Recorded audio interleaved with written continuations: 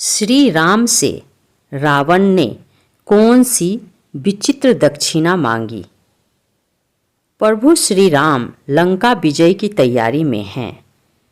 इसके लिए उन्हें शिव का आशीर्वाद चाहिए। शिवलिंग स्थापना के कर्म कांड के लिए प्रभु राम को एक आचार्य की आवश्यकता है। ऐसा आचार्य जो शैव वैष्णव दोनों ही परंपराओं से पूर्ण अवगत हो। अपनी आवश्यकता वे भल्लराज जामवंत से बताते हैं। जामवंत का उत्तर था कि प्रभु इस तट के जंगल में सिर्फ पेड़ जानवर और आदिवासी हैं। उन्हें किस आचार्य का पता बताएं। राम ने कहा आचार्य तो चाहिए ही। फिर आचार्य मिला और उसने पूर्ण विधि विधान से शिवलिंग स्थापना के समस्त कार्य पूरे कराए। कौन था वह आचार्य? भगवान श्री राम ने रामेश्वरम में जब शिवलिंग की स्थापना की तब आचार्यों के लिए रावण को निमंत्रण किया। रावण ने उस निमंत्रण को स्वीकार किया और उस अनुष्ठान का आचार्य बना। रावण त्रिकाल यज्ञ था। उसे पता था कि उसकी मृत्यु सिर्फ श्री राम के हाथों लिखी है। वह कुछ भी दक्षिणा मांग सकता था, पर उसने क्या विचित्र दक्षिणा मांगी, आज हम लोग इस रोचक कथा के माध्यम से जानेंगे। तो आइए इस कहानी को वीडियो के माध्यम से सुनते हैं। रावण से कैसे करें आग्रह। प्रभु राम की आज्ञा थी। जामवंत मनन करते रहे। आचार्य के लिए जो नाम उनके ज्ञान में था उसकी स्वीकृति सहमति की बात दूर, उससे आग्रह को लेकर भी मन में दुविधा थी। यह दुविधा क्यों थी? वह विश्रवा का पुत्र, पुलस्त्य मुनि का पौत्र और मय का जामाता, परम वैष्णव शिव भक्त, धर्म रीति नीति का ज्ञाता था, लेकिन शत्रु था। वह रावण था जिस पर विजय के लिए शिवलिंग की स्थापना, पूजन अर्चन और यज्ञ होना था। जामवंत ने कहा कि यह यज्ञ तो उसी के विरुद्ध है, उससे हम क्या कहेंगे। राम ने कहा वही जो हमारी जरूरत है। कौन है वह यजमान? रावण केवल शिव भक्त और विद्वान एवं वीर ही नहीं, अति मानववादी भी था। उसे भविष्य का पता था। वह जानता था कि राम से जीत पाना उसके लिए असंभव था। जामवंत जी को आचार्यत्व का निमंत्रण देने के लिए लंका भेजा गया। जामवंत जी दीर्घाकार थे। आकार में वे कुंभकर्ण से तनिक ही छोटे थे। इस बार राम ने बुद्ध प्रबुद्ध भयानक और वृहत आकार जामवंत को भेजा है। पहले हनुमान, फिर अंगद और अब जामवंत। यह भयानक समाचार विद्युत वेग की भांति पूरे नगर में फैल गया। इस घबराहट से सबके हृदय की धड़कनें लगभग बैठ सी गई। निश्चित रूप से जामवंत देखने में हनुमान और अंगद से अधिक ही भयावह थे। सागर सेतु लंका मार्ग प्रायः सुनसान मिला। कहीं कहीं कोई मिले भी तो वे डर के बिना पूछे राजपथ की ओर संकेत कर देते थे। बोलने का किसी में भी साहस नहीं था। प्रहरी भी हाथ जोड़कर मार्ग दिखा रहे थे। इस प्रकार जामवंत को किसी से कुछ पूछना नहीं पड़ा। यह समाचार द्वारपाल ने लगभग दौड़कर रावण तक पहुंचाया।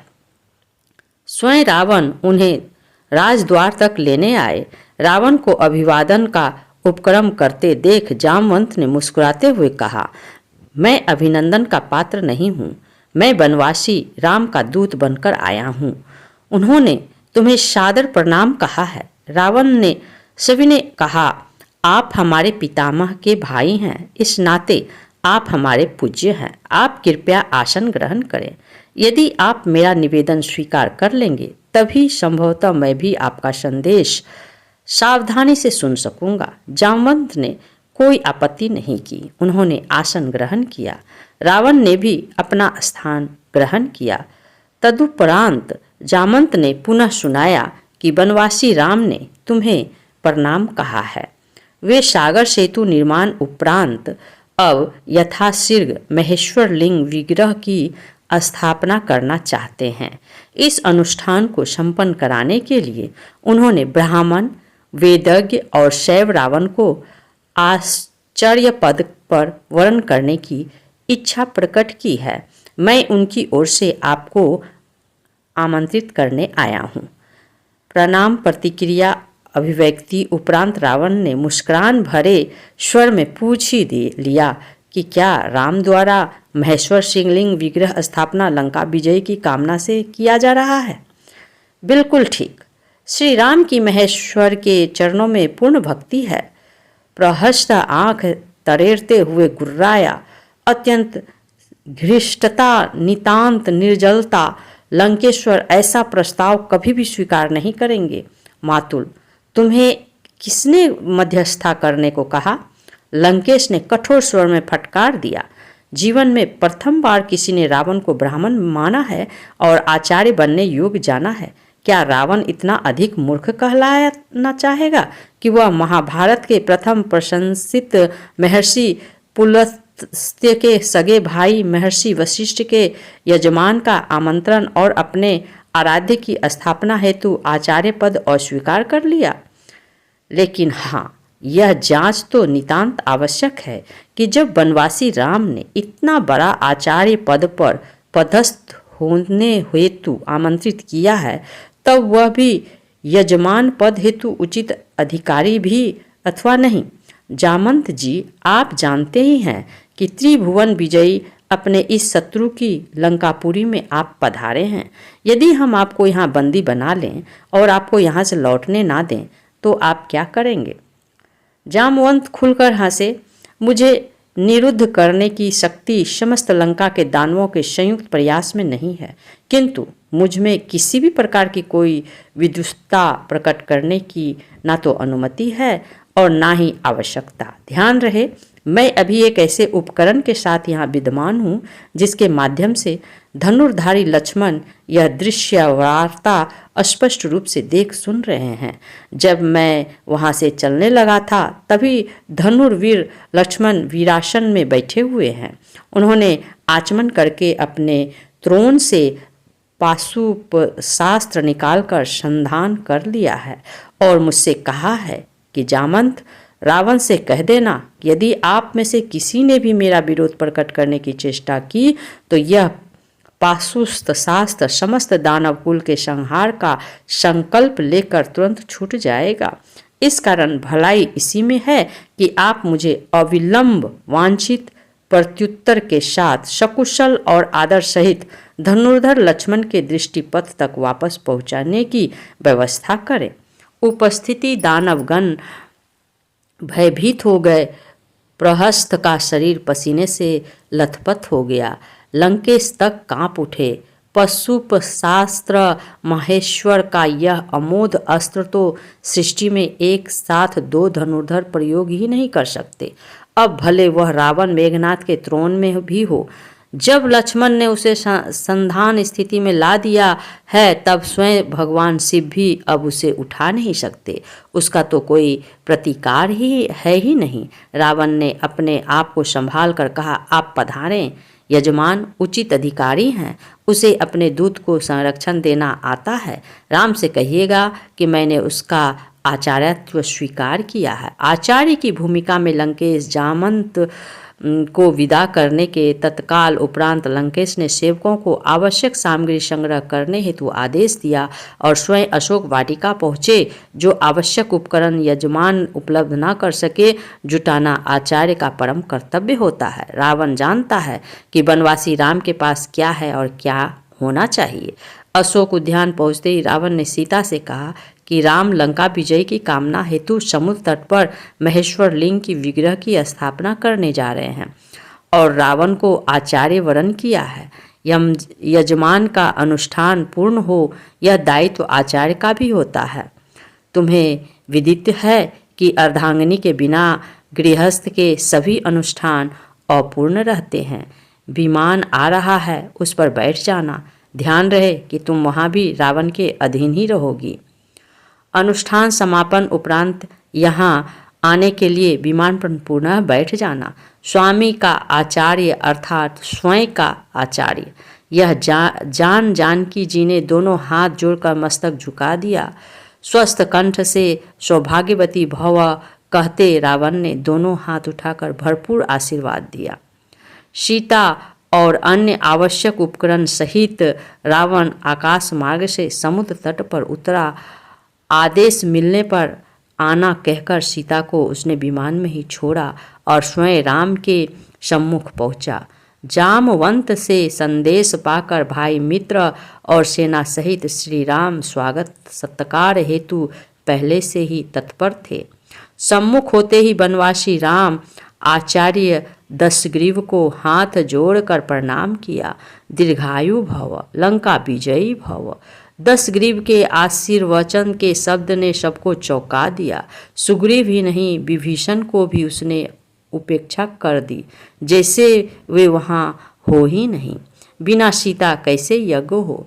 भूमि शोषण धन के उपरांत रावणाचार्य ने कहा, यजमान अर्धांगिनी कहाँ है, उन्हें यथास्थान आसन दे। श्री राम ने मस्तक झुकाते हुए हाथ जोड़कर अत्यंत विनम्र स्वर से प्रार्थना की कि यदि यजमान असमर्थ हो तो योग्याचार्य सर्वोत्कृष्ट विकल्प के अभाव में अन्य समकक्ष विकल्प से भी तो अनुष्ठान संपादन कर सकते हैं।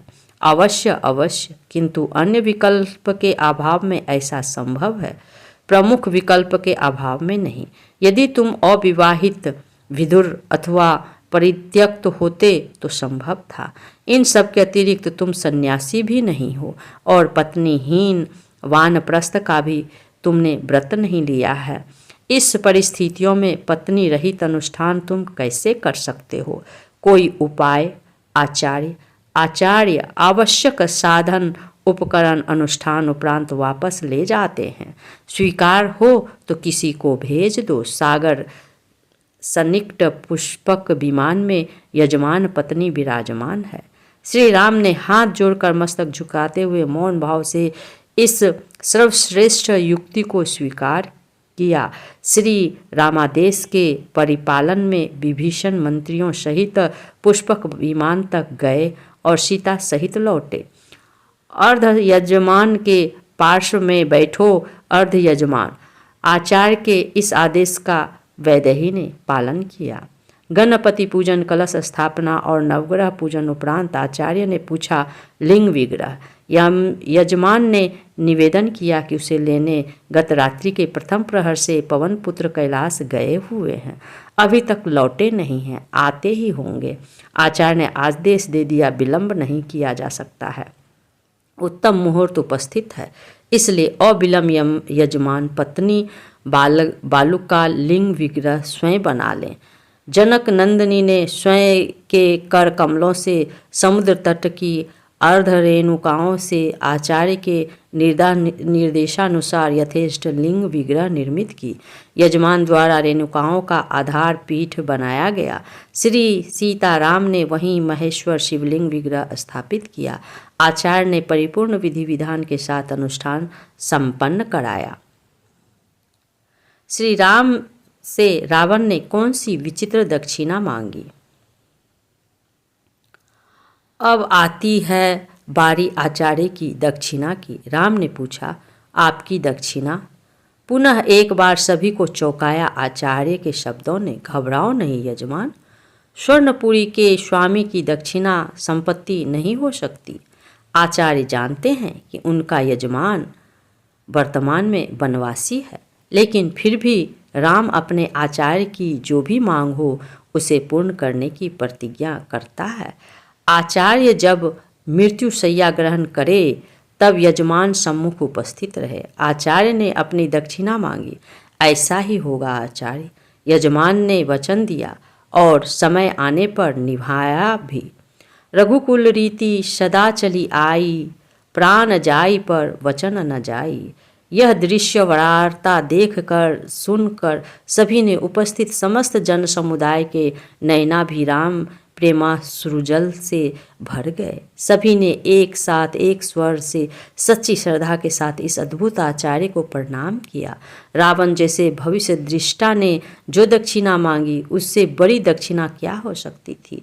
जो रावण यज्ञ कार्य पूरा करने हेतु राम की बंदी पत्नी को शत्रु के समक्ष प्रस्तुत कर सकता है, वह राम से लौट जाने की दक्षिणा कैसे मांग सकता है।